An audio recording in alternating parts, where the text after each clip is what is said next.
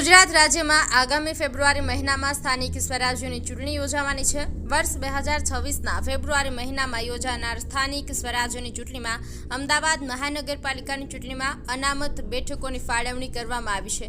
બેઠકની ફાળવણી મુજબ મોટાભાગે તમામ બેઠકો પર પછાત વર્ગના બેઠકની ફાળવણી કરવામાં આવી છે। બેઠકોમાં અનામતની ફાળવણીના પગલે અનેક કોર્પોરેટરોએ પોતાની બેઠક ગુમાવવી પડશે, જ્યારે કેટલાક કોર્પોરેટરોને સીટ આપોઆપ ગુમાવવી પડશે। કેટલાક વોર્ડમાં અનુસૂચિત જાતિની અનામત બેઠક દૂર થઈ જતા કોર્પોરેટર ફરીથી બેઠક પરથી લડી શકશે નહીં।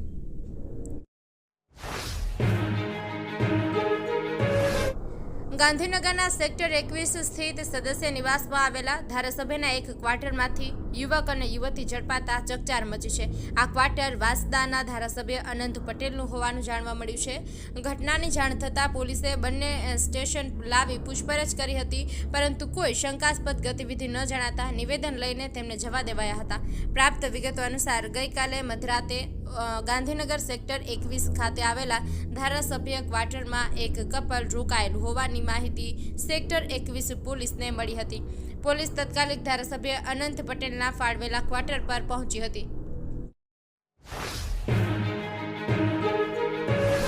હવામાન વિભાગ દ્વારા રાજ્યમાં હજી 4 દિવસ ભારેથી અતિભારે વરસાદ પડવાની આગાહી કરવામાં આવી છે। આગામી 3 દિવસ સૌરાષ્ટ્ર અને દક્ષિણ ગુજરાતમાં ભારે વરસાદની આગાહી કરવામાં આવી છે। હવામાન વિભાગના ડાયરેક્ટર ડોક્ટર A.K. દાસના જણાવ્યા અનુસાર ભારે વરસાદ સાથે થંડર સ્ટ્રોમ એક્ટિવિટી રહેશે। આગામી દિવસોમાં માછીમારોને દરિયો ન ખેડવા સૂચના આપવામાં આવી છે। પોર્ટ પર 3 નંબરનું સિગ્નલ લગાવવામાં આવ્યું છે। આજે અમદાવાદ સામાન્યથી મધ્ય વરસાદની આગાહી કરવામાં આવી છે।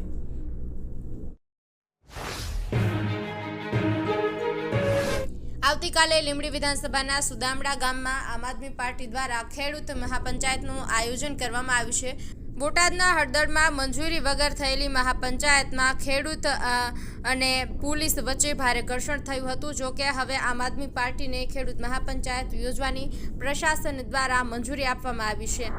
રાજ્યમાં ચાલતી એપીએમસીમાં કરદા પ્રથા બંધ કરવાની સાથે ખેડૂતોને ભેગા કરી સરકારને ઘેરવાનો પ્રયાસ કરશે। શુક્રવારે થનારી ખેડૂત મહાપંચાયતમાં આમ આદમી પાર્ટીના રાષ્ટ્રીય સંયોજક અરવિંદ કેજરીવાલ અને પંજાબના મુખ્યમંત્રી ભગવંત માન પણ હાજર રહેશે।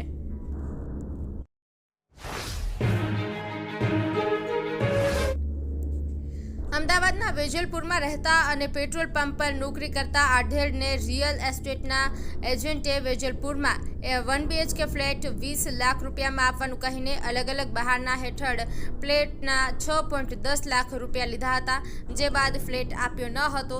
આ અંગે આધેડે આનંદનગર પોલીસ સ્ટેશનમાં ફરિયાદ નોંધાતા પોલીસે તપાસ શરૂ કરી છે। રાજકોટ રેલવે ડિવિઝન દ્વારા મુસાફરોની સુવિધા વધારવા માટે સતત પ્રયાસ કરવામાં આવી રહ્યા છે, જે અંતર્ગત જૂનાગઢમાં યોજાનાર પરિક્રમા મેળા દરમિયાન મુસાફરોની વધતી ભીડ અને તેમની સુવિધાને ધ્યાનમાં રાખી જૂનાગઢ પરિક્રમા માટે સ્પેશિયલ ટ્રેન ચલાવવામાં આવનાર છે, જેમાં પશ્ચિમ રેલવે દ્વારા વિશેષ ભાડા પર વેરાવળ ગાંધીગ્રામ વચ્ચે દૈનિક સ્પેશિયલ ટ્રેન ચલાવવાનો નિર્ણય લેવામાં આવ્યો છે। ટ્રેન રાજકોટ ડિવિઝનમાંથી પસાર થશે। ટ્રેન નંબર 09226 વેરાવળ ગાંધીગ્રામ દૈનિક સ્પેશિયલ ટ્રેન 31 ઓક્ટોબર 2025 થી 10 નવેમ્બર 2025 સુધી વેરાવળથી દરરોજ રાત્રે 21:20 વાગ્યે પ્રસ્થાન કરશે અને બીજા દિવસે સવારે 8 વાગ્યે ગાંધીગ્રામ પહોંચશે। ગ્રાન્ટેડ શાળાઓના શિક્ષક ખાનગી ટ્યુશન ક્લાસ ન ચલાવી શકે એવી જોગવાઈ હોવા છતાં તેનું રાજ્યમાં ક્યાંય પણ પાલન થતું નથી, જેના કારણે રાજ્યમાં ચાલતી ખાનગી ટ્યુશન ક્લાસ અને ડમી શાળાઓ બંધ કરવા માટે રાજ્ય શાળા સંચાલક મહામંડળ દ્વારા શિક્ષણ મંત્રીને લેખિતમાં રજૂઆત કરવામાં આવી છે। સત્તાધીશોની રહેમ નજર હેઠળ અને ઉદાસીનતાના કારણે રાજ્યમાં ખાનગી ટ્યુશન ક્લાસીસનો રાફડો ફાટ્યો હોવાનું શાળા સંચાલક મહામંડળે દાવો કર્યો છે।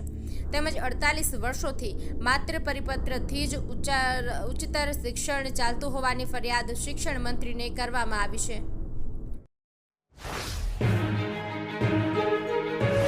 કેવડિયા સ્થિત સ્ટેચ્યુ ઓફ યુનિટી ખાતે 31 ઓક્ટોબરના રોજ સરદાર વલ્લભભાઈ પટેલની જન્મજયંતિ નિમિત્તે યોજાનાર રાષ્ટ્રીય એકતા દિવસની ઉજવણીના કાર્યક્રમમાં વડાપ્રધાન નરેન્દ્ર મોદી આજથી 2 દિવસ ઉપસ્થિત રહેનાર છે. કેવડિયા પહેલા તેઓ આજે સાંજે 4 વાગે વડોદરા એરપોર્ટ ખાતે ઉતરશે, જ્યાંથી તેઓ હેલિકોપ્ટર મારફતે કેવડિયા જવા રવાના થશે. વાતાવરણ ખરાબ હશે તો પીએમ બાય રૂટ કેવડિયા જશે. વડાપ્રધાનની આ 2 દિવસીય મુલાકાત કેવડિયાને વિકાસની નવી ભેટ આપવાની સાથે રાષ્ટ્રીય એકતાના સંદેશને વધુ મજબૂત કરશે.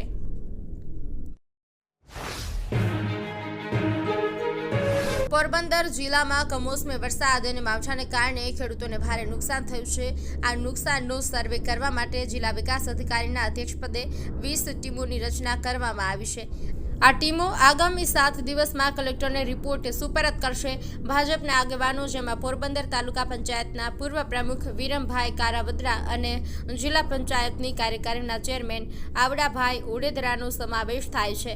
તેમણે કેબિનેટ મંત્રી અર્જુનભાઈ મોઢવડિયાના માર્ગદર્શન હેઠળ અસરગ્રસ્ત ખેડૂત વિસ્તારોની મુલાકાત લીધી હતી. આ મુલાકાત દરમિયાન મેળવેલો પ્રતિદર્શી અહેવાલ રાજ્ય સરકાર સુધી પહોંચાડવામાં આવ્યો છે.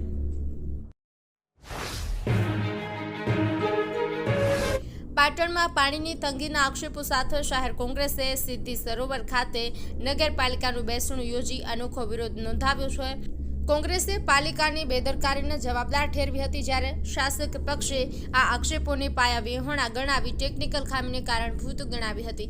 શહેર કોંગ્રેસના જણાવ્યા અનુસાર 28 તારીખે બપોર પછી ખોડસમ કેનાલનો વાલ તૂટી ગયો હતો. નગરપાલિકાની અણઆવડતને કારણે સિદ્ધિ સરોવર ખાલીખમ હતું. સામાન્ય રીતે 5 દિવસનો પાણીનો સંગ્રહ કરી શકતું આ સરોવર ખાલી હોવાથી વાલ્વ તૂટતાની સાથે જ શહેરમાં પાણી પુરવઠો ખોરવાઈ ગયો હતો. કોંગ્રેસે પાલિકાને આ માટે સંપૂર્ણપણે જવાબદાર ઠેરવી છે.